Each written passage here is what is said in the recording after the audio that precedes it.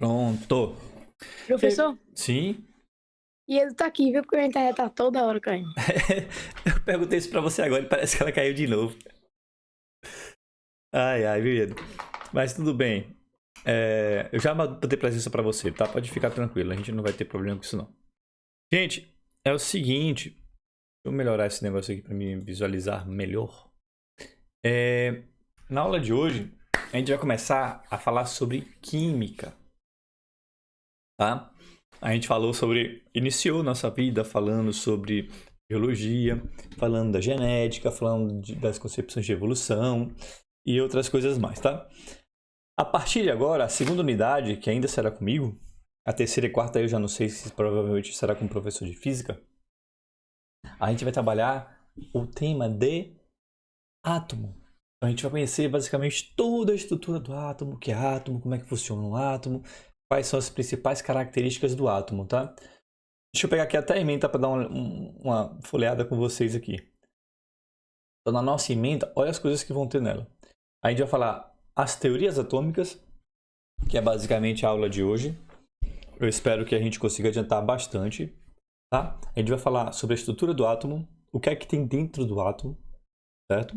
A gente vai falar sobre os elementos químicos e a classificação periódica. Nesse a gente vai falar sobre a tabela periódica, como ela se organiza e quais as principais informações que vocês precisam saber sobre essa tabela periódica. Vamos falar os tipos de ligações químicas, ou seja, a gente vai descobrir como acontece uma reação química, a base de uma reação química, tá? Vamos falar sobre funções inorgânicas de ácidos e bases e funções inorgânicas de sais e óxidos. Esse é o conjunto todo da nossa matéria. Na aula de hoje, a gente vai trabalhar, o ponto principal vai ser as teorias atômicas e como acontece a evolução das teorias atômicas. Como é que acontece esse tipo de surgimento de informação, certo? Então a gente vai ver quais são as teorias atômicas, quando surgiram, por que surgiram, quem foi que fez, por que foi que fez, o que eles ajudam a gente a explicar, o que eles ajudam a gente a entender, tá? Então, é uma aula bem grande em relação ao conteúdo e a gente precisa falar dele com cautela. Eu peguei até uns videozinhos aqui pra gente reproduzir quando a gente pegar nesses pontos aqui, uns experimentos. Não tem como a gente fazer em sala de aula, pelo menos nem aqui em casa, nem aí com vocês mesmos, não tem como fazer. E alguns que a gente vai tentar reproduzir aqui, mas eu não sei se vai dar certo, viu? Porque depende muito de clima, depende de vários fatorzinhos, mas talvez consiga fazer aqui na sala. Se eu não conseguir, eu passo a ideia para vocês e vocês tentam fazer na casa de vocês. Tá bom, gente? Bom, então, o que eu vou fazer agora? Deixa eu ver. Antes de começar esse conteúdo aqui, eu quero saber de vocês, assim, o que é que vocês acham que vão estudar na química? Tragam as informações. Ah, não, peraí, antes disso, eu tenho que passar outras informações, ó. Na primeira unidade, a gente tem uma nota, teve uma nota que a gente chama de participação nas aulas online e exercícios.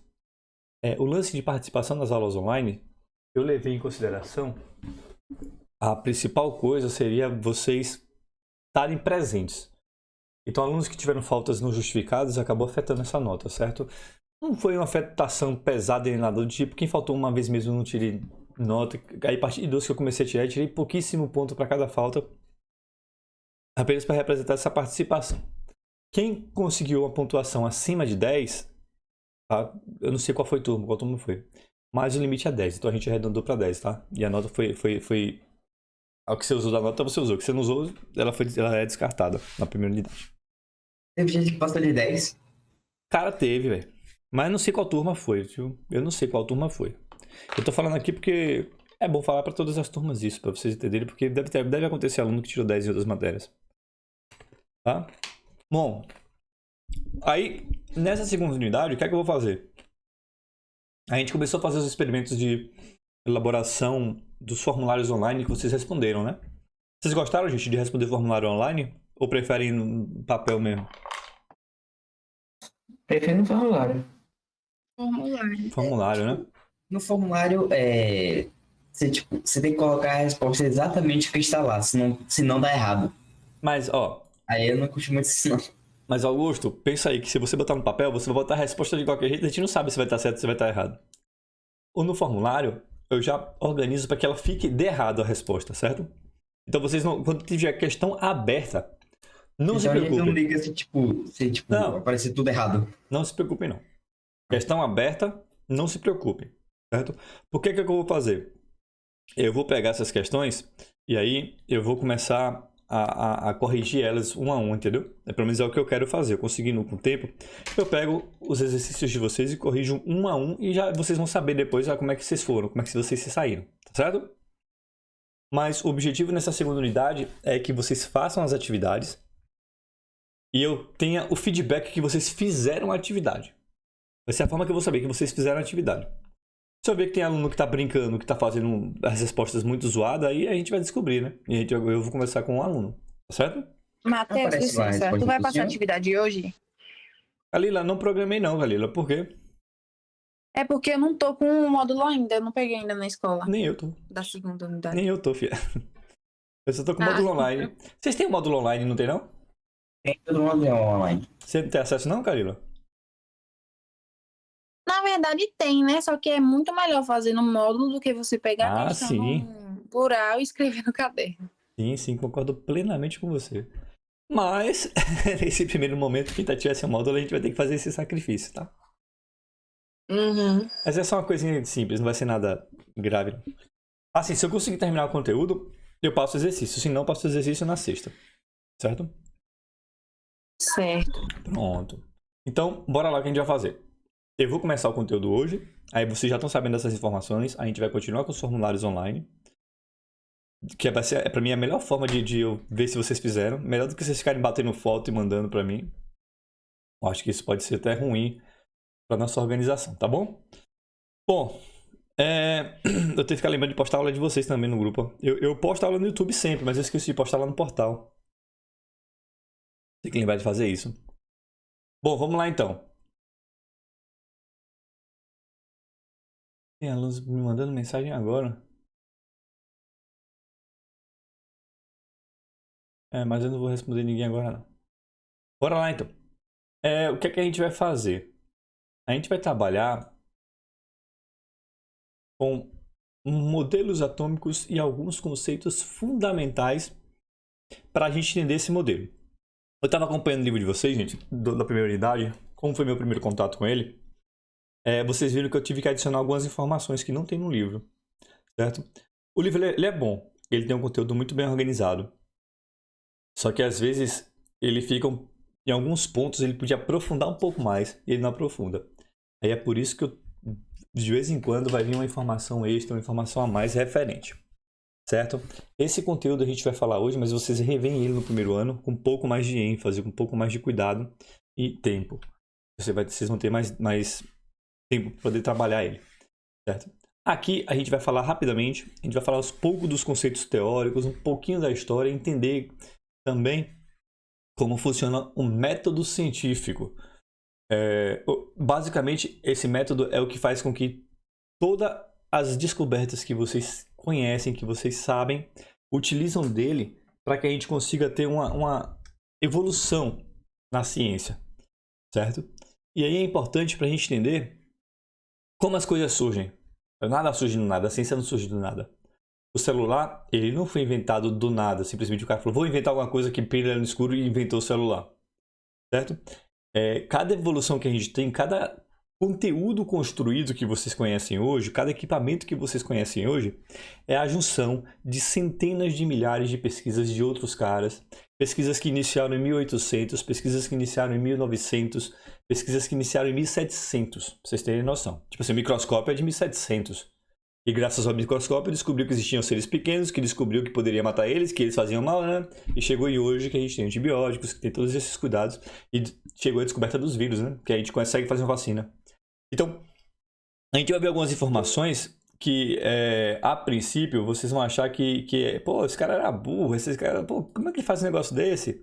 Só que a gente precisa ter uma noção clara e simples de que o momento onde o cara fez a descoberta dele, sabe? Tipo assim, o Lamarck, a galera fala muito disso, né? Que Lamarck, ele errou feio, que não sei o que isso, que aquilo. Só que ninguém percebeu que Lamarck foi o primeiro a questionar um processo de evolução. Então, ele que levantou a ideia de que existe um processo de evolução onde os animais eles se modificam. Ninguém tinha pensado nisso antes. Ele trouxe umas ideias que não foram aprimoradas. As ideias que ele trouxeram não faziam sentido ao ato da experimentação científica. Mas ele questionou. E esse questionamento fez com que surgisse outros pesquisadores como o próprio Darwin, que descobriu, né? Descobriu não, que relatou a seleção natural e relatou como ele funciona. Aí, Darwin estava completo? Não, falta um bocado de coisa ainda que não explicava. Aí veio a teoria do neodarwinismo, que é uma teoria super recente, onde, através das descobertas da genética, a galera começou a entender como acontecia esse processo de mutação dos seres vivos. Então você pode ver que o cara lá atrás que descobriu uma coisa que hoje a gente fala, gente, que coisa besta, mas naquela época era coisa top de descoberta, sabe? Era que nem o celular, o smartphone, quando surgiu o smartphone, em 2005, 2006, gente. O smartphone é dessa época, tá? Quando surgiu. Quando surgiu antigamente, se vocês viram aí, eu pesquisei o Nokia 3320, eu acho. O celular era daquele jeito. Telinha preto e branco, onde você só apertava número, onde não tinha internet, não tinha nada. 2005 foi uma revolução com o peso touchscreen e um celular que você tocava na tela. Aí fala, pô, professor, esse negócio de tocar na tela é incrível, né? É incrível, mas esse negócio de tocar na tela é de 1970, sabe? Então você pode ver como as tecnologias, elas existiam e elas são aprimoradas e incorporadas em um novo equipamento, tá? E aí aqui também a gente vai ver isso. Então bora lá, essa apresentação aqui eu fiz num programinha chamado Prezi. Super gosto dele. Eu acho ele muito legal, muito bacana. Espero que vocês curtam aí, tá? Bom, bora lá. Primeiramente, para vocês aí, ó, do que é composto a matéria. Bora lá, quero ver vocês participando hoje. Bora começar a fazer uma nova dinâmica aí, para eu ver mais gente falando, mais gente escrevendo. Yane, tô gravando, tá, Yane? Tô gravando. E aí? Obrigado pela avisar. Do que é feita a matéria? Átomos. Átomos? Assim, pô, lá, pá, na lata, bicho. E aí, o que é que tem mais nesses átomos? E aí, dá uma ideia, uma incorporação assim do que pode ser mais?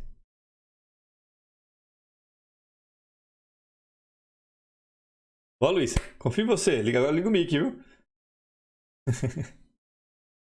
Quem mais quer falar aí, gente? Do que você acha que é feita a matéria? Fenômeno natural. Dos fenômenos naturais? Será que eles influenciam no surgimento da matéria? É um bom questionamento. Elementos químicos. Os átomos nunca se tocam, então tem um espaço entre eles. Esse espaço. Pois é. Matheus, filosoficamente falando, existem campos de repulsão entre todas as pessoas. Então, tecnicamente, ninguém toca em ninguém se os átomos não se tocam. E aí, como é que você explica isso? Os átomos nunca se tocam, então já que a gente é feito de átomos, não tem como a gente se encostar. E aí, gente, o que é que vocês acham dessa informação? Eu acho que é verdade que eu já tinha visto isso aí em outras pesquisas. Sim, é verdade, mas você não toca em nada não? Você não pega as coisas, você não sente as coisas? Me explica isso. Filosófico, né? É. E deixa eu te falar uma coisa ainda mais impressionante, que eu acho a coisa mais incrível que tem. Você sabia que o que você vê quando você vê ao vivo já é o passado? Tecnicamente, sim. Tecnicamente sim, né? Na verdade, biologicamente sim. Ô, Augusto, a imagem que você vê... Mas, tipo, muito curto espaço de tempo. Ah, é minusculamente curto. Minusculamente curto. Mas Isso pensa pode aí. ser comprovado que a gente, tipo, quando olha pro espaço, parece com uma coisa assim, Sim, tem aquele negócio lá, de, tipo, você vê anos-luz atrás. Assim, sim. tipo, é como se um alienígena estivesse olhando pra cá, a uma determinada distância, ele veria os dinossauros aqui na Terra ainda. Isso, tem isso mesmo. Assim, quando eu falo, gente, que você vê o passado, é porque é o seguinte, ó, quando você tá vendo uma ação, eu nem vou falar do computador porque isso tem delay de verdade, né? Aqueles streaming que você vê, né? O cara fala e a imagem aparece depois. É um delay grande, mas é basicamente aquilo que acontece com a gente com delay pequeno, porque observa comigo, quando você vê a imagem bate no seu olho, aí olha tudo que tem que fazer. Ela é processada nos bastonetes, ela é encaminhada para o fundo do seu cérebro, ela é processada no fundo do seu cérebro, ela é mostrada de cabeça para baixo e ela é invertida. Acontece tudo isso. Claro que Cai de cabeça pra baixo. é no processo extremamente rápido, mas não é exatamente no mesmo tempo. Você vê as imagens que você vê com microsegundos de atraso. Então a gente vê o passado. Fato curioso. Tá? Caramba. É um fato curiosíssimo. E quando você fala disso da luz, é o seguinte, gente. A partícula mais rápida, a partícula não, né? O elemento mais rápido que nós conhecemos em estudos é a luz. Ela consegue andar aproximadamente 300 mil metros por segundo. Ou seja, dá 6 voltas na Terra fácil. Certo? Bom, e aí, o que significa isso? Significa que quando tem objetos, o espaço é tão gigantesco, que os objetos que a gente vê estão tão longe, mas tão longe, que até o tempo que a luz leva de sair de lá para vir para cá é um tempo consideravelmente alto. E aí a gente não consegue ver a imagem no momento real. Então, se você conseguir observar uma estrela que está muito, muito distante, a gente vai falar ela em anos-luz. Que é basicamente, Isso. um ano-luz basicamente é quando você viaja na velocidade da luz durante um ano. Tá? Então, ó, pensa comigo, você viaja na velocidade da luz durante um ano. Você viaja 300 mil metros por segundo durante um ano. Certo? É mais ou menos isso que é a velocidade da luz. Esse negócio é tão estranho, as distâncias são tão grandes e tão estranhas. E, por exemplo, eu estou falando que a luz leva um segundo para dar, acho que 6 voltas na Terra.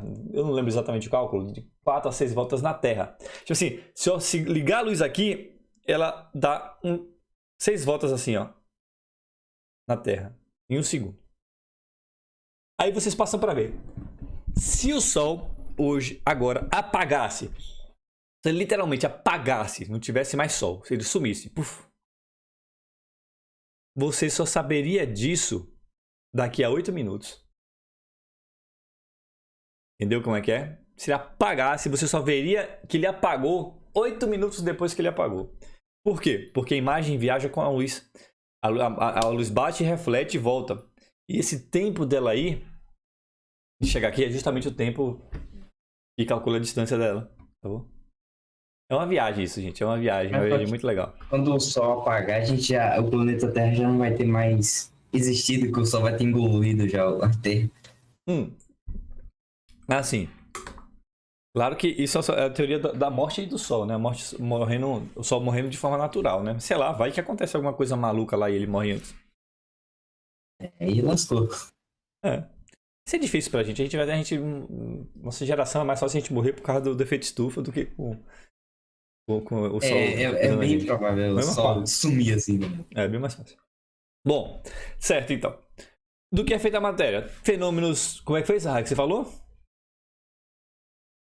Quê? Você falou o que mesmo aí do Fenômeno natural? Isso, desculpa. Fenômenos naturais, átomos.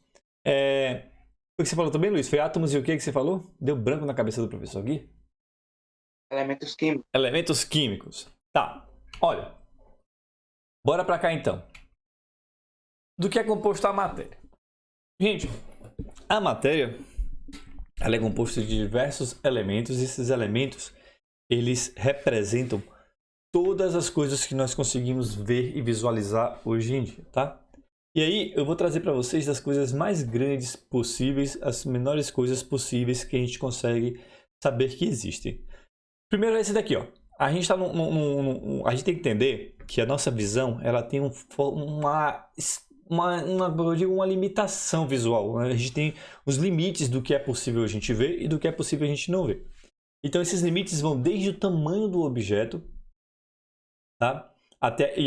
Relacionado com a distância desse objeto. Por exemplo, todo mundo sabe que isso aqui é a Terra, sabe? Mas ninguém da Terra consegue ver a Terra, porque ela é muito grande. Tá? Você consegue saber que ela é assim porque pessoas que viajaram a não sei quantos 1000 quilômetros fora da Terra conseguiram bater uma fotografia dela. Satélites conseguiram montar essa imagem da Terra. Certo? É isso que acontece aqui.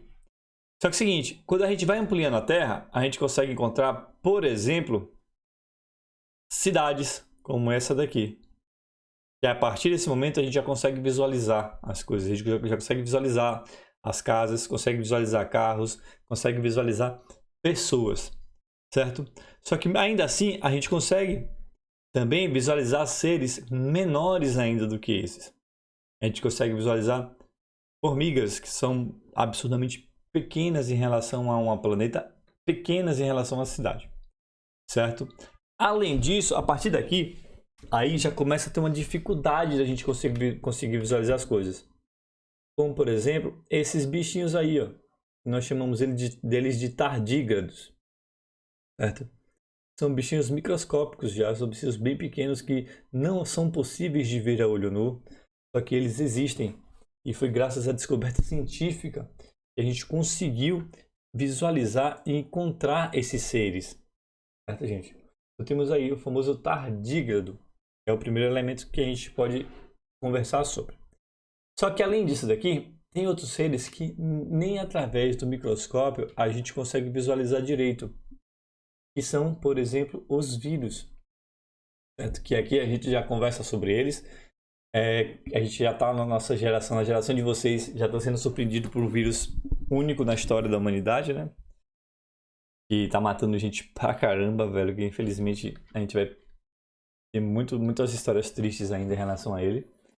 Só que a gente vê isso daqui e, acredite ou não, por mais pequeno que seja, a gente já não consegue visualizar a olho nu.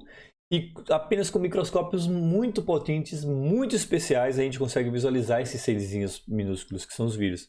Inclusive, olha como a gente consegue visualizar a imagem de um vírus. Olha a qualidade da imagem. Não é uma coisa atrativa visualmente.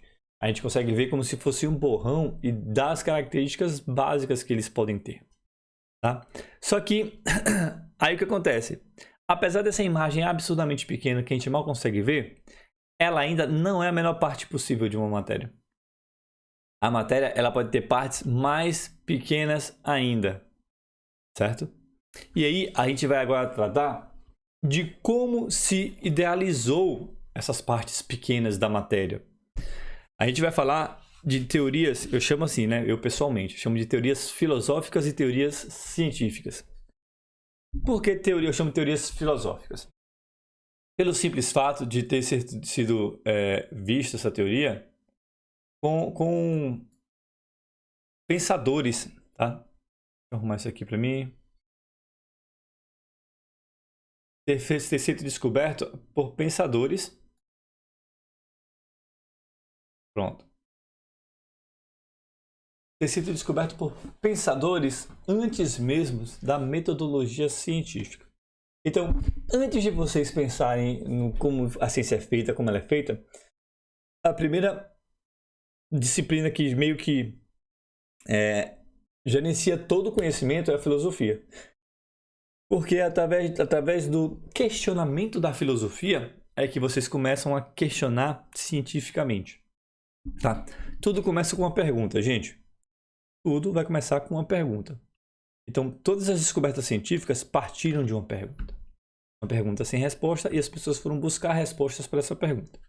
Muitas descobertas partiram de centenas de perguntas e aí cada respostazinha de cada perguntinha juntou e conseguiu fazer essa grande descoberta científica. Tá bom, gente? Mas, voltando para essas ideias filosóficas do surgimento da matéria, do que é composta a matéria, a gente vai ter, aqui na Grécia Antiga, tá? Alguns sujeitos. São os Leucipo e Demócrito e Aristóteles e Platão. Desses aqui, eu sei que Aristóteles e Platão vocês conhecem.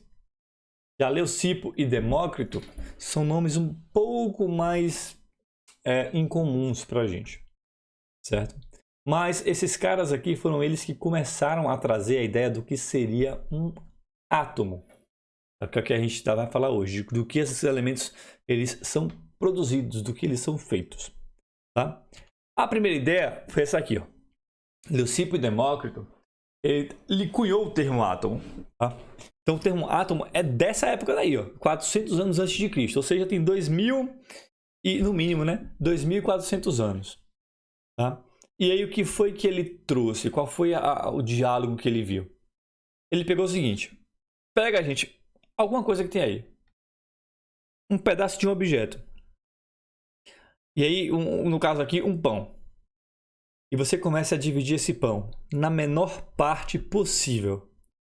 tá? Aquela parte que você divide ao máximo possível e que depois dela você não consegue dividir novamente ao meio. Quando você faz isso, você chega no que nós chamamos na menor parte desse pão, tá? E a menor parte desse pão seria aquela parte onde ele continuava sendo pão, só que ele não era mais possível ser dividido, tá? Então você pega o pão, corta na menor parte possível que você consegue cortar, e ele não vai deixar de ser pão, ele vai continuar sendo pão. Só que ele não consegue mais ser divisível. Isso é a definição que essa galera trouxe para átomo, que é o termo dessa época, né? O A é de não e tomo de divisível. Tá? Então é um termo grego. Então o significado do átomo é não divisível, ou seja, é um elemento que não divide mais. Tá? Então ele trouxe essa definição, ele trouxe essa ideia, mas apenas não conseguiu explicar por que existe tanto átomo, por que existem átomos diferentes não, né? Porque existem elementos diferentes, compostos diferentes, características diferentes, tá? Então ele trouxe, esses caras trouxeram basicamente essa ideia de cá. Depois deles veio um outro dupla, que nós chamamos de Aristóteles e Platão. Aí sim eles trouxeram as teorias relacionadas aos elementos da natureza. Então, basicamente, ele dizia que todos os elementos químicos eram formados por 4 elementos da natureza: o ar, fogo, terra e água. E a junção desses elementos nas suas proporções faria o surgimento de novos elementos químicos. Então, um pão, ele era formado por esses 4 elementos. Tá? Uma árvore tinha esses 4 elementos. Você tinha esses 4 elementos em proporções diferentes. E é isso que dava as características diferentes dos animais, diferentes de todos os elementos que tinham na estrutura da Terra e na formação dela. Tá bom? Então, bora lá. Os 2 pensamentos filosóficos básicos. Primeiro, a divisão do átomo, onde Demócrito e Leucípede, ele pegou um elemento e dividiu na menor parte possível e verificou que a partir de um momento ele não era mais possível dividir e que, apesar de não ser possível dividir, né? Não dividindo ele também não perdia suas características. Se eu pegasse um pão, cortasse na menor parte possível, ele não deixaria de ser pão, ele continuaria sendo pão, tá? Se eu pegasse uma pedra, cortasse na menor parte possível, ele não deixaria de ser pedra. Ele continuaria sendo pedra, só que ele não conseguiria mais dividir esse elemento para demais pedaços. Então, aqui a gente compreende a ideia filosófica do que é um átomo. Tá certo, gente? Compreendido? Bora lá. O que acontece se um átomo explodir? Átomos, eles se desfazem totalmente. Porque o átomo tecnicamente explodir seria o processo de atração entre o elétron e o próton. E se eles se juntassem, desfaz a matéria. Agora existem teorias que falam da matéria e da antimatéria. Diz que o colapso da matéria e da antimatéria, ela geraria uma quantidade de energia estrondosa, uma quantidade de energia absurdamente alta e que poderia ser catastrófico. Inclusive tem até um livro que eu recomendo, deixa eu ver se ele está aqui. É aquele ali, gente? Eita, me deu branco agora se é. É de Dan Brown, eu acho que é o Código da Vinci. Ele fala sobre isso. É o símbolo perdido, é o Código da Vinci. Ele fala um pouquinho essa ideia né, Mateus, da antimatéria. Que eu aprendi nele, inclusive, né? Estudei depois para entender um pouco mais. Bom, gente. Aí eu trago para vocês, olha. Observa que ideias. Essas ideias, gente, de átomo e desses elementos permaneceu por mais de 1000 anos. Tá? Essa ciência, ela permaneceu forte por muito tempo e fundamentaram novas descobertas, tal que o termo átomo é usado até hoje. O átomo é um termo de 2400 anos e ele é usado até hoje para definir o elemento químico de menor proporção, certo? Mesmo a gente sabendo que o átomo é hoje, ele é divisível, né? Ele pode ser quebrado em 3 partículas e que essas 3 partículas elas também podem ser divisíveis em partes menores, tá? Então, com isso, vocês podem ver que existe um tamanho absurdamente grande desses elementos. Pronto, deixa eu voltar aqui. Eu tô pausando o vídeo agora. Eu pauso o vídeo e retorno, né? Pra não ficar com esse tempo perdido, né? Na hora que vocês forem assistir. Bom, eu tava falando do que mesmo? Tava falando... Sim. Então, essa galera da Grécia Antiga, essas teorias filosóficas, elas basearam até hoje, assim, a descoberta do átomo, né? Até muito recente eles fundamentam essa existência. Para vocês terem noção, ainda tem muita gente que crê nessa possibilidade de sermos feitos de alguns elementos da natureza e que esses elementos, eles definem que são a formação da matéria, tá? Agora, a gente entra no mundo da química moderna. E aí, no mundo da química moderna, a partir daqui, as descobertas científicas, elas passaram a ter um peso da metodologia científica. O que é essa metodologia, gente? Gente, a metodologia científica é um método onde você propõe uma ideia. Ao propor a ideia, você consegue fazer experimentações que comprovam essa ideia ou que simplesmente refutam essa ideia. Então, uma metodologia científica nada mais é do que vocês montarem um experimento onde vocês consigam descobrir se é verdade ou se é mentira. Por exemplo, aí está falando de Marie Curie, o filme Reactivity. Nesse filme, gente, ela descobriu 2 elementos, o rádio e o polônio. Inclusive, o polônio, ele é dado esse nome em homenagem ao país dela, que é a Polônia. E o rádio, ela deu esse nome pela descoberta da própria teoria dela, que é a radioatividade. Foi ela que escreveu esse termo, radioatividade. Certo? São os elementos radioativos. Gente, eles não sabiam o que estavam na mão, não sabiam o que era radioatividade e descobriram da pior forma possível os efeitos da radioatividade, tá? Tanto para os seres humanos, quanto para os demais seres, quanto para eles mesmos, tá? Tipo, foi ela e o marido que chegaram nas primeiras descobertas. Morreram por conta da radioatividade, tá? Vocês têm noção do que foi. E aí, a descoberta dessa mulher foi tão revolucionária que, graças a isso, a gente tem desde equipamentos de ressonância magnética a bombas atômicas, a usina nuclear. Olha o peso da descoberta dessa moça aí. E é claro que vale a pena também entender que ela não descobriu simplesmente do nada a radioatividade, ela descobriu do dia para a noite. Galera, esse tipo de pesquisas, alguns aqui a gente vai ver, elas são feitas com experimentações diárias durante anos. Então são 3, 4, 5, 10 anos repetindo o mesmo experimento diariamente e anotando todos os resultados para comprovar do que ele está falando, se é verdade ou se é mentira. Tá? Então, quando vocês viram a descoberta, uma grande descoberta, não acho que foi do dia para a noite, não acho que foi poucas pessoas, não acho que foi coisinhas pequenas. Vocês são da geração que descobriu o buraco negro. Tem uma foto do buraco negro, né? A primeira foto do buraco negro. Pesquisa um pouquinho como é que foi tirada essa foto. Vocês terem noção do trabalho que foi feito, do tanto de dados que foi feito e do tanto de dados que foi analisado para conseguir achar essa foto. Aí vocês podem ver a seriedade que é um trabalho científico e como ele precisa ser bastante cauteloso, minucioso e cuidadoso, tá? Para a gente evitar um conhecimento errado e desnecessário. Bora falar aqui dos caras. Vou trazer um pouquinho de como foi essa nova química e como elas geraram essas teorias atômicas que nós vamos falar. Primeiro temos esse cara aqui, ó, Robert Boyle. Ele, basicamente, olha o que ele fez. Provou que a matéria não pode ser formada pelos 4 elementos básicos, que era a teoria em vigor, durou muitos anos. Bora ver a idade dele aqui, ó. Em 1661 foi quando foi descoberto.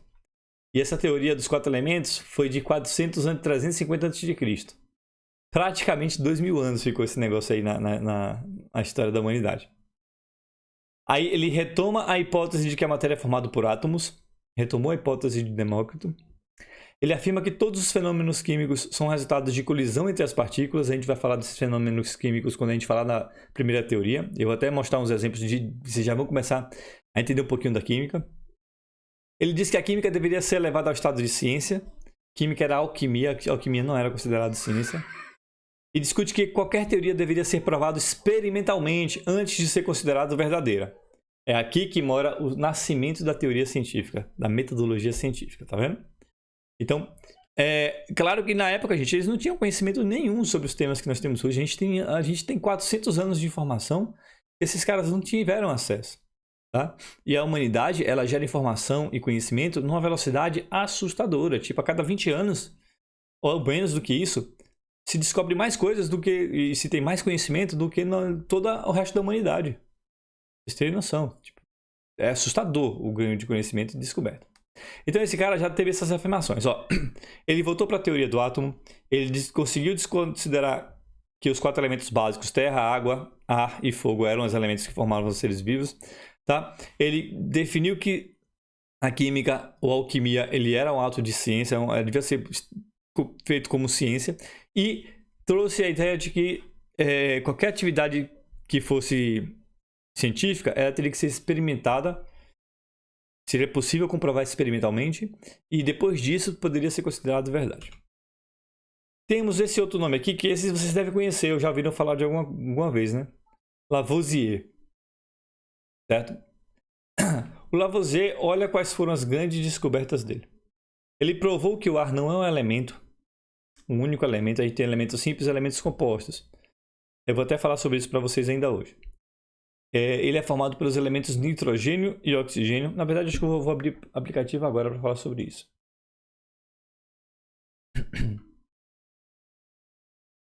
Engraçado que a água é formada por 2 elementos super inflamáveis.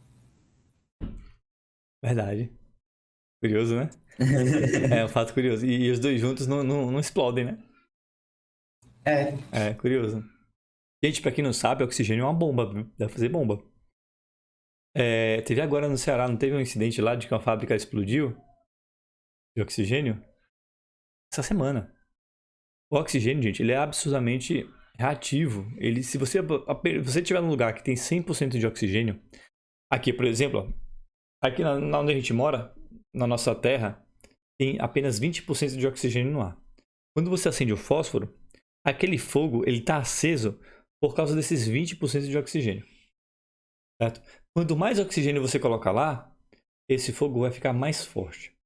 Se eu tivesse uma sala, tem até experimentos no YouTube. Se você tiver numa sala que só tem oxigênio, cara, se você acender um fósforo, vai queimar o oxigênio inteiro da sala. É uma bomba. Certo? Queima tudo. Vocês não têm noção do perigo que é oxigênio com fogo. Tá?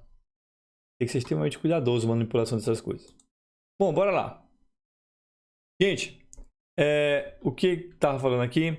Ele estava falando que ele descobriu que o nitrogênio ele não são formados por... Eles são formados... Que ele não é um elemento, né? Que ele é formado por mais de um elemento. Galera, o elemento químico ele é representado por letras, tá? E está na tabela periódica. O O, por exemplo, é justamente o oxigênio. O H, ele representa hidrogênio, tá? Aqui são os elementos químicos, certo? Quando a gente fala do composto oxigênio, tá? A gente tem a substância, na verdade, do composto não. Quando a gente fala da substância oxigênio, essa substância significa isso daqui, ó, é o O2. Isso aqui é uma substância. Ou seja, para ter essa substância, eu preciso ter 2 átomos de oxigênio nele. Tá? E aqui nós chamamos de substância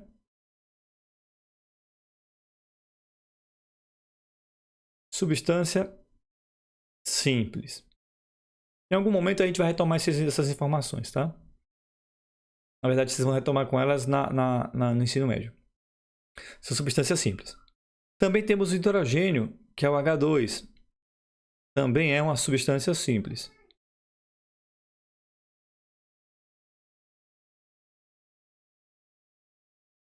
Então pensa aqui, ó. Nesses dois aqui nós temos 2 elementos químicos e aqui nós temos 2 substâncias químicas, substâncias simples. Qual é a diferença de um para o outro? Em um ele está solto, sozinho, no outro ele está ligado a um outro átomo do mesmo elemento, no caso de cá, tá? Quando a gente junta o hidrogênio, tá, mais o oxigênio, nós geramos o que nós chamamos de água. Certo, gente? E aqui a gente tem que entender que esse daqui é proporcional, tá? A gente precisa deixar sempre balanceada por proporção. Então, observa, temos substância simples e temos aqui o H2O. O H2O, que é a água, nós chamamos ela de substância composta. Vocês conseguem perceber a diferença de substância simples para substância composta? Sim. Substância simples só tem um único elemento químico, tá? Substância composta tem mais de um elemento químico, certo? Quando eu falo mais de um elemento químico, são elementos químicos diferentes. E quanto a simples aqui, ó, essa simples só tem oxigênio e essa simples só tem hidrogênio, essa é composta porque tem hidrogênio e oxigênio. Tem mais substâncias compostas? Tem bastante, gente, ó. Gás carbônico, monóxido de carbono, o sal de cozinha, tá? Substâncias compostas, porque tem mais de um elemento, certo? Quando vocês verem esse tipo de equaçãozinha aqui, ó, que é extremamente comum na química, vocês vão ver muito, gente, mas muito esse tipo de equação. O que significa isso daqui?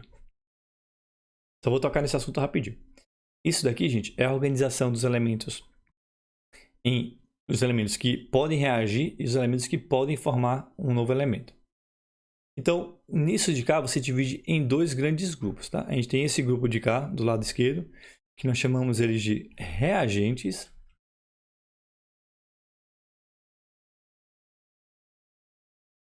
Por que reagentes? Porque eles reagem entre si.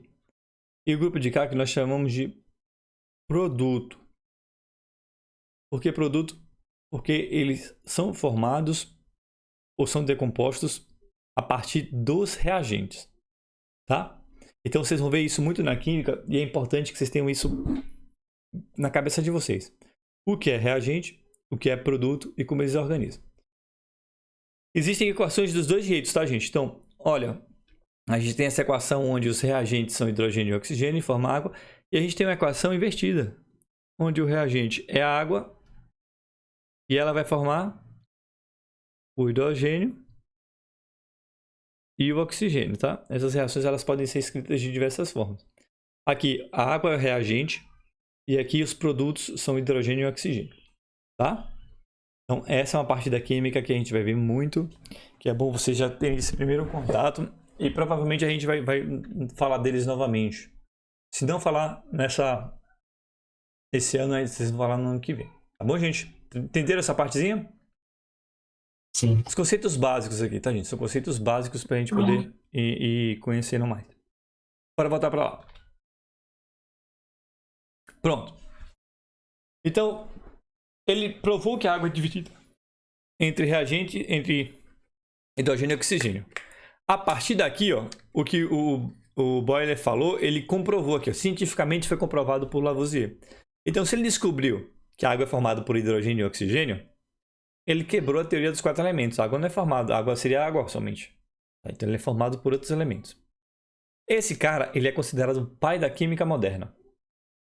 Ele é conhecido porque ele falou de uma lei, as das leis ponderais, que a gente vai falar, vocês vão conhecer só no que vem. Ele falou, ele trouxe a lei da conservação das massas. Ele diz o seguinte, vocês conhecem dessa forma, né? Na natureza nada se perde, nada se cria, tudo se transforma, né? A soma dos reagentes é igual à soma dos produtos. E aí ele foi o primeiro que começou a classificar os elementos químicos. Ele descobriu 33 elementos químicos, tá? Ele que começou a idealizar a possibilidade da tabela periódica. Por último, temos esse cara, Joseph Proust, que ele trouxe o que nós chamamos de relação de proporcionalidade. Como assim, professor?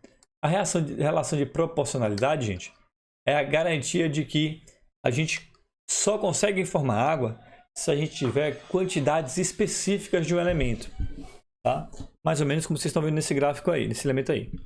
Bora voltar aqui para o nosso journal. O que isso quer dizer? Isso é mais ou menos essa ideia aqui, ó. A gente já descobriu que para formar água eu preciso de hidrogênio, tá? Eu preciso de oxigênio, certo? E ele vai formar água. Aí ele descobriu a relação da proporcionalidade, é que quando você mistura hidrogênio com oxigênio, só pode conseguir misturar em certa proporção para que ela consiga formar água. Então, como é que seria essa proporcionalidade? Se eu tivesse 1 grama de hidrogênio, eu preciso de 8 gramas de oxigênio e esses dois vão formar 9 gramas de água. Tá? Se eu aumentar aqui, se eu botar 2 gramas de hidrogênio, eu vou precisar de 16 gramas de oxigênio e ela vai formar 18 gramas de água. Vocês perceberam que está proporcional? Se eu botar 3 gramas de hidrogênio, eu vou precisar de 24 gramas de oxigênio e esse aqui vai formar 27 gramas de água. Estão vendo, né, gente, que ele está proporcional. Tá? É 1 para 8 para 1. Se eu pegar e dividir aqui, ó, dividir 16 por 2 dá 8. Tá? 24 por 3 dá 8. E assim segue. É 1 para 8 para formar água. Aí, como é que ele descobriu isso? Ele fez um experimento simples. Ele falou, olha, deixa eu ver se isso é verdade. Ele pegou 2 gramas de água, juntou com 20 gramas de oxigênio. E aí, o que foi que ele obteve? O que é que você acha que ele obteve? Quanto de água ele obteve? Nada. Ele obteve 18 gramas de água. Mas ele também obteve 4 gramas de oxigênio. Ou seja, as 4 gramas que eu botei a mais aqui, eles não foram consumidas e ele ficou do lado de fora da equação. Porque na proporcionalidade de formação da água, ela não vai mudar dessa relação de 1 para 8. Certo? É isso que aconteceu. Então, essa que é a lei da proporcionalidade que vocês vão conhecer mais a fundo. Tá? Aqui a gente só está trazendo a informação básica dela. Então, foi esse rapazinho aí que trouxe essa ideia, que começou a desenvolver a possibilidade disso. Bora lá.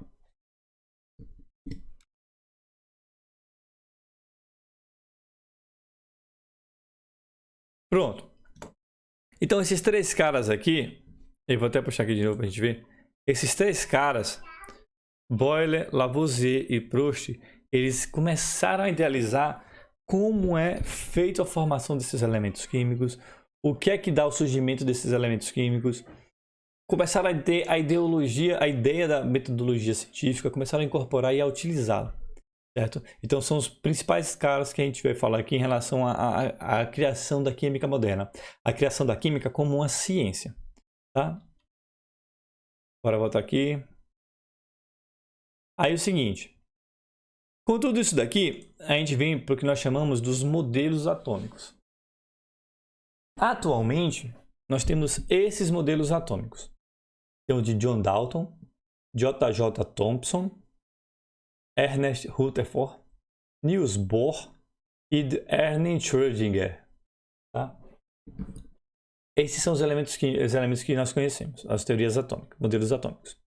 Desses modelos atômicos, a gente estuda apenas até o modelo de Niels Bohr.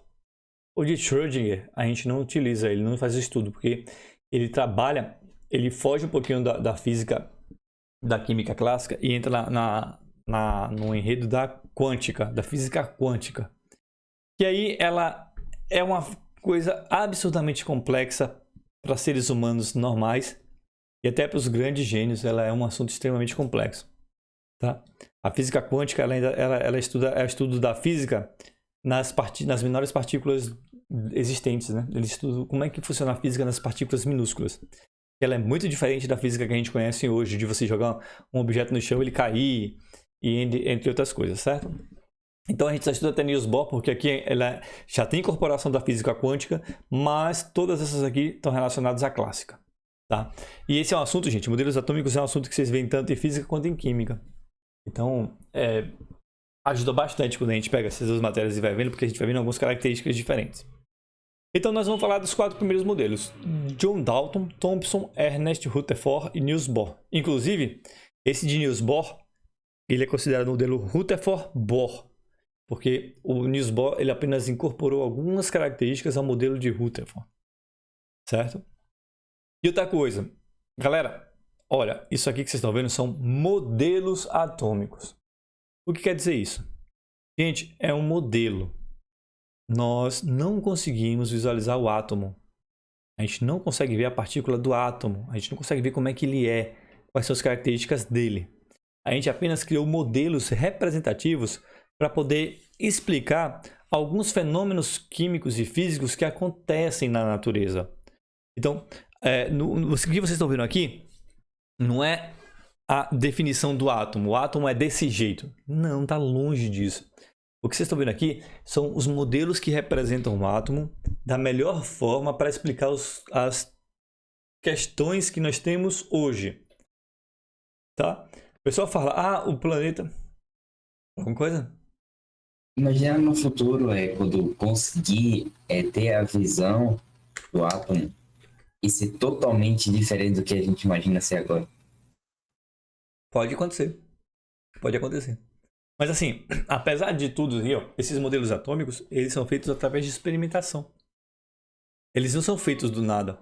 Eles fundamentam nossa ciência e, por mais que eles possam ser extremamente diferentes do que seja um modelo atômico de verdade, eles estão fundamentando a base da pesquisa sobre esses modelos, sobre o átomo, para poder descobrir esse modelo real. Então, observa como vocês vão ver aqui. Olha, gente. Olha, vocês vão sentir a mudança do modelo de Dalton até o de Niels Bohr. Para vocês verem como a ciência foi evoluindo. E claro, o modelo atômico ele sempre se baseia nas descobertas científicas anteriores. Então, para Thomson conseguir chegar nesse modelo atômico, ele precisou conhecer o modelo de John Dalton. Para Ernest Rutherford chegar nesse modelo atômico, ele se baseou nas teorias e explicações do modelo de Thomson. Para Niels Bohr, ele apenas complementou o modelo de Ernest Rutherford. Então, observa que esses modelos eles não são independentes, totalmente independentes. Eles têm uma fundamentação que levam para a gente a ideia de como a ciência funciona. A ciência, gente, ela não funciona do nada. Não é estalar de dedos e você descobre uma coisa nova. Toda a ciência ela é baseada nas descobertas passadas de grande relevância. Então, toda a ciência que foi construída, ela tem como base o seu passado. Pensa aí em música. É difícil a gente encontrar uma pessoa que faça uma música nova, um estilo musical novo. O que a gente conhece são pessoas que sofreram influências musicais. Então vocês olham para bandas que vocês ouvem e vai falar, tipo assim, Legião Urbana teve influência do The Smiths, sabe? Aí as bandas de hoje, o Charlie Brown da vida ouviu Legião Urbana, ouviu Paralamas e por aí segue, sabe? O pessoal falava que até Ozzy, o metal surgiu dos Beatles, cara. O metal em si surgiu a partir dos Beatles. E aí surgiu essas bandas que influenciam outras até hoje. Então você vai ver que tem uma cadeia, porque o que foi produzido por um cara no passado influencia o cara no futuro. E é isso que acontece também no modelo científico. Bora para esse modelo então, de modelo atômico de Dalton. Galera, esse modelo a gente conhece como modelo da bola de bilhar. O que significa isso? Ele traz o modelo mais simples da ciência e, acredite ou não, esse modelo a gente usa até hoje para representar os átomos. Então, quando vocês veem a representação geométrica do átomo, ou uma representação em 3D de um átomo, vocês vão ver, é bem comum que vocês tenham esse tipo de representação. Ele diz o seguinte: toda matéria é composta por minúsculas partículas indivisíveis, que foi denominada dos átomos. E para chegar nisso daqui, ele acabou desenvolvendo alguns postulados para poder fundamentar e explicar como funciona a sua teoria. Lembra que aqui é o início da metodologia científica, a utilização da metodologia científica para poder comprovar as coisas. Tá? Então, aqui dos modelos que a gente está vendo, esse modelo vai ser um modelo que a gente não vai ver experimentação. Os demais modelos, eles possuem experimentações. Certo? Então, bora lá para os seus postulados. O postulado, gente, é aquelas leis que definem o que é o elemento. Né? Como ele definiu o átomo, ele trouxe as leis que definiriam o átomo. Então, são elas. Todos os átomos de um determinado elemento são idênticos entre si. Então, ele está dizendo que o átomo do hidrogênio vai ser igual em qualquer canto do universo. O átomo do oxigênio vai ser igual em qualquer canto do universo. E assim vale para todos os outros átomos. Eles não serão diferentes uns dos outros, porque a sua composição ela será a mesma. A gente vai falar da composição interna dela. Nesse teoria, não existia ainda essas ideias de composição, essas diversidades de elementos. Tá? Átomos de elementos diferentes apresentam massa e propriedades diferentes. Outra característica importante. Ele está dizendo o seguinte, que o átomo de hidrogênio, ele não vai pesar a mesma coisa que o átomo de oxigênio. O átomo de hidrogênio, ele não vai ter a mesma densidade do átomo de oxigênio. Tá? Eles não vão ter a mesma temperatura, eles não vão ter as mesmas características, eles vão ter várias propriedades que vão se diferenciando de um para outro. Então é isso que ele está dizendo. Apesar de termos átomos, os átomos eles formam elementos diferentes. Cada elemento diferente tem um átomo diferente. E esse átomo diferente ele vai ter propriedades diferentes. Aqui a melhor forma que eu consegui de representar para vocês foi através da coloração. Então eu dei uma cor diferente para cada bolinha, para essa cor fazer a representação de diferentes átomos. Tá, gente? E claro que a gente pode... Aqui eu botei todos na mesma proporção, mas átomos diferentes podem ter tamanhos diferentes, inclusive. Já que tem massas diferentes e tudo mais, tá bom? As reações químicas não passam de uma reorganização dos átomos. Olha, isso aqui eu acabei de mostrar para vocês ali na nossa lousa. Aqui, gente, eu tenho substâncias compostas, né? Todas. E que quando ele fala, ó, a reação química é todo esse processo. A reação é quando a gente pega os reagentes e converte eles em produtos. Então, a nossa tabela, observa aqui, ó. Eu tenho 2 elementos nos reagentes, formando 2 novos produtos. Olha os reagentes. Eu tenho um reagente cinza com laranja e um azul com verde. O que foi que aconteceu desse lado? O azul ficou com laranja, né? Ele trocou o verde pelo laranja. E o cinza trocou o laranja pelo verde. Eles simplesmente mudaram de posição, mudaram as ligações com os outros átomos. E aí eles formaram novos elementos através disso. Tá? Então, para nosso quadro. Observa quando eu mostrei para vocês aqui essa relação da água. Agora fazer uma representação visual dela. Então eu vou tentar fazer aqui, né? Bora botar de azul do hidrogênio.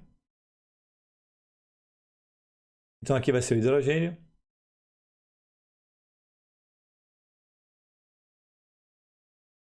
Tá? E o hidrogênio ele vai estar ligado. Opa, meu Deus. Ele vai estar ligado com o hidrogênio, ó. Isso aqui, gente, é hidrogênio. Então isso aqui é a mesma coisa que eu estivesse escrevendo H2, tá? Aqui é um hidrogênio, aqui é um hidrogênio. Eu acho que eu vou até fazer uma coisa diferente. Eu vou pegar essa setinha aqui e vou diminuir o tamanho dela. Tá vendo? Agora eu vou fazer o do oxigênio.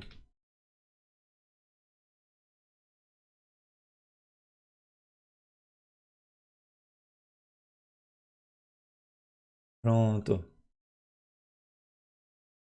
Agora eu vou ter 2 oxigênios aqui também.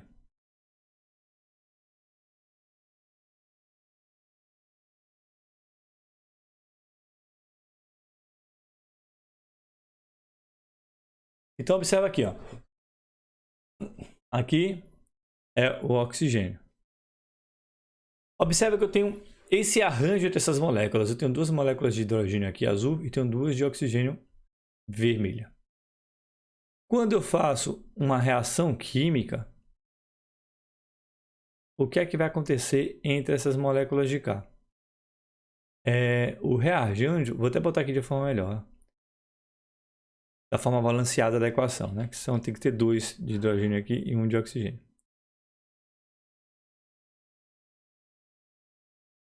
Então, o arranjo, esses elementos aqui, a composição desses elementos, ele vai formar a água. E como é que vai formar a água? Desse jeito, gente. Eu vou ter aqui uma molécula de oxigênio e vou ter 2 moléculas de água, de hidrogênio. Então eu vou ter mais ou menos essa representação, gente. Vocês estão vendo aí, ó. eu vou ter essa representação. Claro que não está o desenho mais bonito do mundo, está um pouquinho bagunçadinho, mas vai ser isso daqui, ó. Eu tive as moléculas de hidrogênio, elas se juntaram com a molécula do oxigênio e formaram um novo elemento. Ó. Eles quebraram essas ligações e formaram novas ligações. No caso, uma ligação do oxigênio com 2 hidrogênios em cada um deles. Então, esse composto aqui seria o H. Seria 2, né? 2H2O. Aqui seria 2 hidrogênios com 1 oxigênio formando 2H2O. Tá? Então a teoria que ele fala é isso daqui, ó. É esse rearranjo que vai acontecendo. Toda vez que vocês forem trabalhar reações químicas, vai ser dessa forma que vocês vão ver. A gente representa por letras, representa por números, mas o que a gente quer mostrar é isso daqui. Eu tive átomos de hidrogênio que reagiram com átomos de oxigênio, e aí ao reagir, esses átomos de hidrogênio se ligaram ao oxigênio formando um novo produto, que no caso é a água. Tá? Então é isso que acontece quando a gente tem o processo de formação desses bichinhos bonitões. É isso daqui, ó, essa reação química. Tá. Outro postulado: os compostos são formados pela combinação de átomos de elementos diferentes em proporções fixas. Tá? Aí que a gente já mostrou para vocês lá, né? No caso aqui a gente não está falando de massa, mas de molaridade. Aqui está um azul com 2 verdes, dá um azul com 2 verdes unidos, né? As proporções são fixas, ou seja, eu tenho um azul desse lado, tenho um azul desse lado, tenho 2 verdes desse lado, eu tenho 2 verdes desse lado. A quantidade de que a gente tiver nos reagentes vai ser sempre a mesma quantidade que tiver nos produtos. Tá? É por isso que a ideia da proporção é que se tivesse mais ainda um verde a mais aqui, ele estaria sobrando. Dessa forma, ele não faria parte dessa ligação. Como a gente trouxe as proporcionalidades que a gente já falou. Certo? Agora é que a gente vem para o modelo de J. Thomson. Certo? Bom, esse modelo, a gente começa a sair um pouco da ideia da bola de bilhar. A bola de bilhar, gente, a ideia da bola de bilhar, ele trouxe o objetivo de dizer, olha, gente, aqui o elemento ele é neutro, o elemento não tem carga, ele não é atraído, ele não é repulsivo, ele extremamente tem sua posição normal e neutra, ele não sofre atração nem repulsão, tá? Ele é tranquilo. E aí ele trouxe esse elemento aqui, o Thomson, ele conseguiu trazer um novo elemento, onde pela primeira vez ele viu que o elemento químico ele poderia ser induzido a demonstrar suas cargas. Tá? E aí, dessa forma, ele conseguiu trazer um modelo onde ele conseguiu ver que possuíam partículas, que um átomo ele possuía partículas subatômicas, ou seja, partículas menores que o átomo, e que essas partículas elas influenciariam numa carga elétrica desses átomos, trazendo a ideia de se eles são positivos ou se eles são negativos. Como é que foi feito isso então? Ele fez alguns experimentos. Primeiramente, ele começou a trabalhar com o que nós chamamos de partícula alfa. Partícula alfa, gente, vocês vão falar quando for falar de radioatividade, vão falar sobre isso. Partícula alfa é uma partícula onde ele possui prótons e não possui elétrons. Tá? Ou seja, aqui não é partícula alfa, não, porque a partícula foi elétrons mesmo, que não foi partícula alfa não, desculpa, foi raios catódicos. Partícula alfa é de radioatividade, estou viajando aqui com o filme de Marie Curie. Aqui são os raios catódicos. Esses raios catódicos, eles são produzidos por uma diferença de potencial, onde vai fazer com que os elétrons eles migrem de um ponto para o outro ponto. Ele cria uma diferença de potencial, a gente vai falar de DDP, vocês vão ouvir disso no ensino médio. Essa diferença de potencial faz com que um lado tenha uma carga mais negativa e outro mais positivo. E aí, com essa diferença, ele vai fazer com que os raios saiam do elemento do lado mais negativo para o mais positivo. Na tentativa de descobrir como funcionava isso, ele acabou vendo que os raios catódicos possuíam cargas negativas.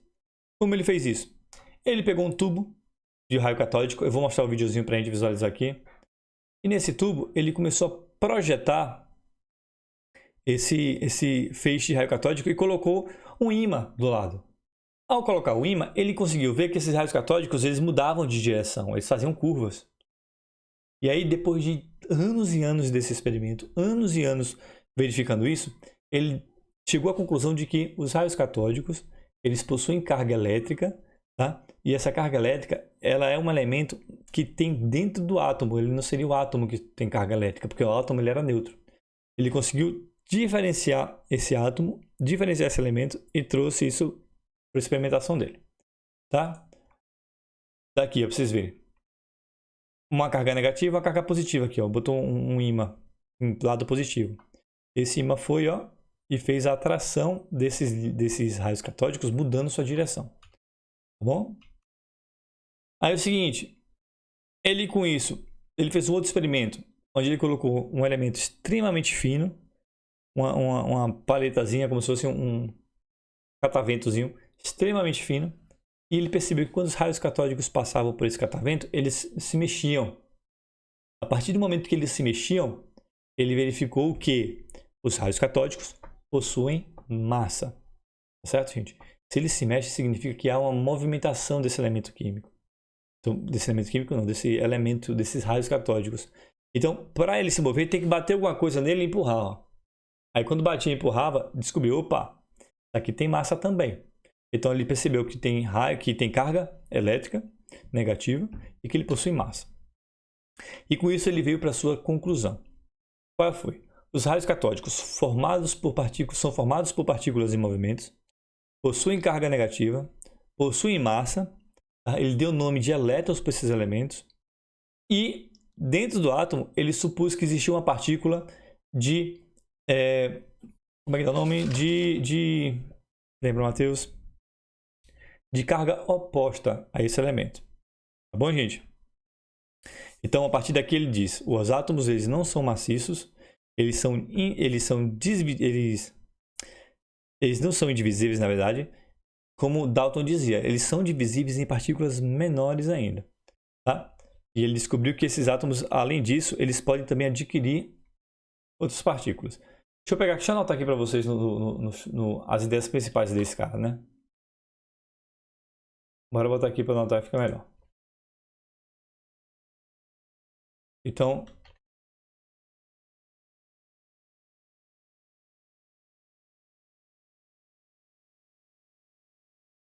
modelo de Thomson. Bom, o que é que esse modelo dele... Quais foram as conclusões que ele chegou? Bom, primeiramente, a gente já falou, né? Os elétrons têm carga negativa, tá? A segunda, ele diz o seguinte: a maior parte da massa dos átomos é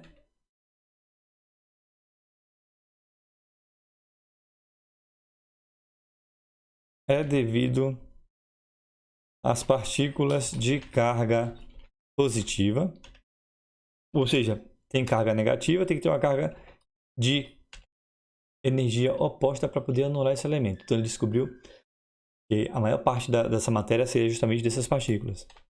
Ele descobriu também que, ó, a matéria é eletricamente neutra, tá? Logo, o átomo deveria possuir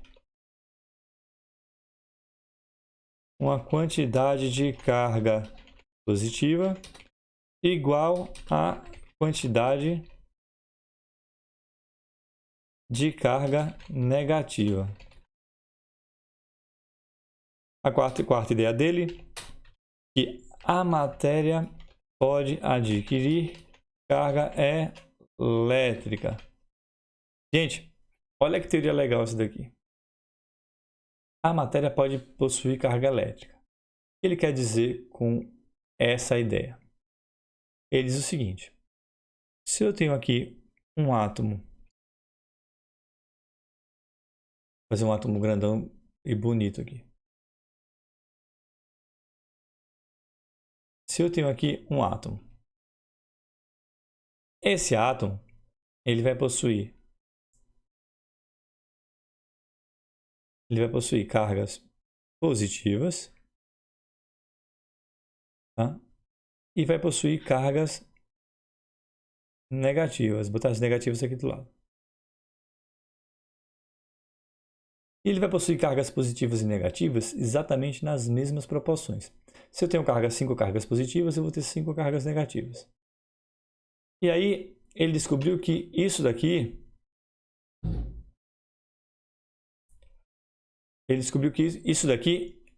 poderia sofrer uma interferência onde alguns elétrons eles podem migrar de um átomo para o outro. Então, esses elétrons sairiam de cá e eles viriam para cá, ó. Tá? Fazendo com que fosse possível que esses componentes tivessem cargas diferentes. Ou seja, aqui teria mais cargas positivas, aqui mais cargas negativas. Então, ele trouxe essa ideia da possibilidade dos elétrons mudarem de posição. Certo? Esse cara trouxe essa ideia. E para fechar, a quinta, eu já falei para vocês, né? Os átomos não são maciços e indivisíveis, como descrito no modelo de Dalton. Tá? Então, essas são os principais pontos que foram descobertos nisso. Ele descobriu que existe um elemento dentro do átomo. Esse elemento ele tem carga negativa, que foram os raios catódicos. Ele descobriu que a maior parte da massa do átomo é devido às partículas positivas, ou seja, que a carga negativa ela seria a menor parte desse átomo, justamente porque ele conseguiu transferir, ele conseguiu fazer com que as cargas negativas fossem transferidas de um lado para o outro nesse experimento. Ele descobriu que a matéria é eletricamente neutra, mas ela não é neutra por ser neutra, ela é neutra porque ela tem a mesma quantidade de carga positiva e carga negativa. Ele descobriu que alguns materiais podem adquirir carga positiva e negativa, tá? Aí tem até experimentação que são possíveis de fazer. Eu tô até com 2 balãozinhos aqui pra gente ver se no final da aula a gente consegue fazer. Ele descobriu que os átomos eles são maciços e indivisíveis, como descritos nos modelos de Dalton. Tá. Aí, com todas essas informações, ele chegou na ideia que é o modelo atômico dele, né? Esse modelo de Thomson. Onde ele tem uma base maciça assim, uma base sólida, com cargas positivas, e em torno deles teriam cargas negativas. Tá? Esse modelo, ele é conhecido como um exemplo, né, que a gente fala da bola de bilhar, como pudim de passas. E é aquele pudim onde você coloca as passas em cima, e as passas, por exemplo, seriam as cargas negativas, e o pudim é a carga positiva, ele todo. O que é que tem de característico? De que os elétrons e os prótons eles ficam juntos no mesmo elemento. Eles não se movem, eles ficam estáticos e eles simplesmente equilibram suas cargas. Certo? Essa é a característica principal desse modelo atômico. Tá? A ideia do experimento do pudim com passas, dá para poder você visualizar, mas não dá para você comparar de forma bem real, porque o elétron tem carga, o tamanho do elétron é muito pequeno em relação ao próton e tudo mais. Mas ele trouxe uma ideia que é plausível da gente buscar um entendimento. Bom, como eu falei para vocês, deixa eu pegar aqui. Tenho 2 videozinhos aqui para a gente poder ver. Do efeito dos raios catódicos, gente. Eu vou botar aqui o videozinho dos efeitos dos raios catódicos para vocês visualizarem.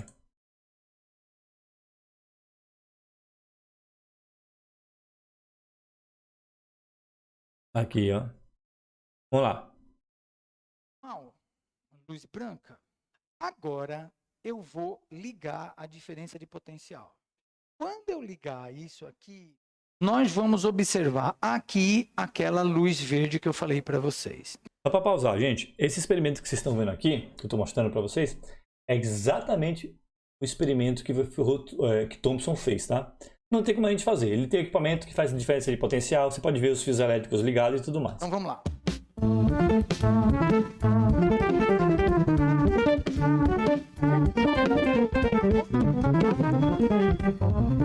Essa luz verde que vocês estão vendo aqui é uma demonstração clássica aí do raio catódico. O vídeo tem áudio? Ah, vocês não estão vendo o áudio não, né? Esqueci desse detalhe. Não. Mas tudo bem, ele vai falando, eu vou repetindo aqui, tá? Ó, Obrigado pela lembrança, viu? Eu esqueci desse detalhe que vocês não ouvem o áudio, que eu ouço o áudio aqui e o áudio fica gravado. Depois, se quiserem ouvir o áudio, vocês veem o vídeo no YouTube que tá lá. Bom, gente, o que ele tá fazendo é o seguinte. Ele mostrou ali a luz normal. É uma luz normal. Ele fez, vocês viram que ele girou um botãozinho. Quando ele girou esse botãozinho, ele ligou a diferença de potencial e essa diferença de potencial gerou o que nós chamamos de raios catódicos, tá? E são justamente esses elétrons que vão migrar de um lado para o outro. Então, vendo esse buraquinho, fique olhando bem atentamente. Agora, o que é que ele vai fazer? Ele vai A adicionar luz branca está acesa. um ímã. E a luz E o ímã tem carga positiva e negativa, né? verde também está. E aí, observe como ele vai interagir com os raios catódicos. Está havendo uma coincidência de raio catódico e fóton. Ou melhor dizendo, elétrons e fótons, formando essa sombra. De modo que a sombra coincide. Vocês estão vendo? A sombra coincide. Ok. Agora, eu vou passar por aí um ímãzinho. Ó, ele vai passar o ímã agora. Campo magnético. Observe o que vai acontecer com esta imagem. Tá vendo aí? Você tá vendo esse contorção aí que tá tendo? Sim. Essa contorção, gente, ó, o que tá de verde são os elétrons. No grosso modo. O verde aí é o elétron. Quando ele pega o ímã, ele faz essa contorção, é porque o lado positivo do ímã, ele está repelindo os elétrons. Ele quer que os elétrons se afastem dele. Quando você pega dois ímãs do mesmo lado, eles ficam se repelindo, né? Sim. É isso que ele fez. Tá? E é isso que vocês estão vendo aí, ó. Tá vendo? Ele repele, literalmente repele. Tá? Então, basicamente é isso. Bora ver aqui, tem um outro... Eu acho que é aqui que a gente vai ver. Das mesmas. Objeto for pula. Posicionar de raios catódicos era atraído por um campo elétrico positivo. Olha os raios catódicos, tá vendo aí como eles estão influenciando? Os raios... Como eles estão sendo influenciados aqui, ó, ele mudando a direção. É esse aqui o experimento que foi feito. Então ele descobriu que ele sofre efeito de um objeto. Ele é atraído e ele é repelido por esse objeto. Então, essa que é a ideia básica de Thomson, quando ele falou essa trajetória dos raios catódicos. Tá certo? Então, ele fez esse experimento e provou dessa forma. Tá bom, gente? Tranquilos? Ó, eu teria que falar agora do experimento de Rutherford e do de Niels Bohr. Só que eu vou fazer o seguinte. A gente já falou bastante, a gente tem 1h20 de aula já. Eu vou pegar esses dois modelos e vou deixar pra gente falar na sexta-feira. Pode ser? Aí vocês vão ter um pouquinho mais de tempinho para descansar a mente, porque estão assistindo muito tempo na tela e tudo mais. A gente fica esses 10 minutinhos sossegados para vocês. Tranquilo, gente? Vocês têm alguma dúvida dessa primeira parte aí? Não. Só pra gente relembrar então. A gente viu que É bem grande, mas não tem não. É grande o conteúdo, né, velho? Ele é grande mesmo. A gente falou basicamente, estamos falando de duas teorias, né? As teorias filosóficas e as teorias da química moderna. As filosóficas são as teorias que deram surgimento na ideia, né? A ideia do átomo, a ideia dos 4 elementos e tudo mais. A química moderna já é aquela busca do que é o átomo por experimentação. Então, tudo que a gente está falando da química moderna foi através da experimentação. Daqui que a gente falou de Dalton e agora a gente falou do de Thomson, desses dois.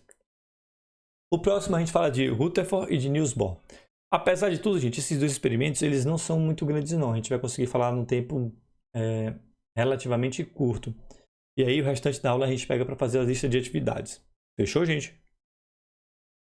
Tranquilo? Tranquilão? Tranquilex? Pronto. Então, vou interromper a gravação.